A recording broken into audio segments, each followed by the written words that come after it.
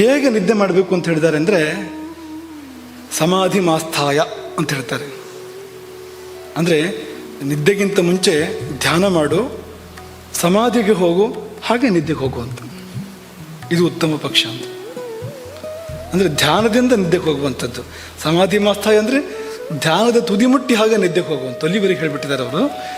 ಕೊನೆ ಪಕ್ಷ ನಮ್ಮ ಈಗಿನ ಅಂದರೆ ನಮ್ಮ ಸಾಮಾನ್ಯ ವ್ಯಾಪ್ತಿಯಲ್ಲಿ ಹೇಳೋದಾದರೆ ಧ್ಯಾನ ಮಾಡು, ಧ್ಯಾನದ ಮೂಲಕ ನಿದ್ದೆ ಹೋಗು, ಧ್ಯಾನ ಮಾಡ್ತಾ ಮಾಡ್ತಾ ನಿದ್ದೆ ಬರಲಿ ಅಂತ.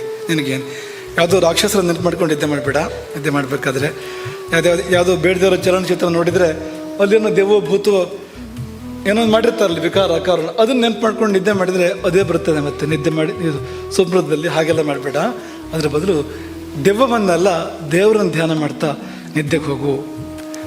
ನಮಸ್ಕೃತ್ವ ಅವ್ಯಯಂ ವಿಷ್ಣು ಸಮಾಧಿಸ್ಥಃ ಸ್ವಪೇನ್ ನಿಶಿ. ನಮಸ್ಕೃತ್ವ ಅವ್ಯಯಂ ವಿಷ್ಣು, ಅವ್ಯಯನಾದ ನಾಶರಹಿತನಾದ ವಿಷ್ಣುವನ್ನು ನಮಸ್ಕೃತ್ವ ನಮಸ್ಕರಿಸಿ.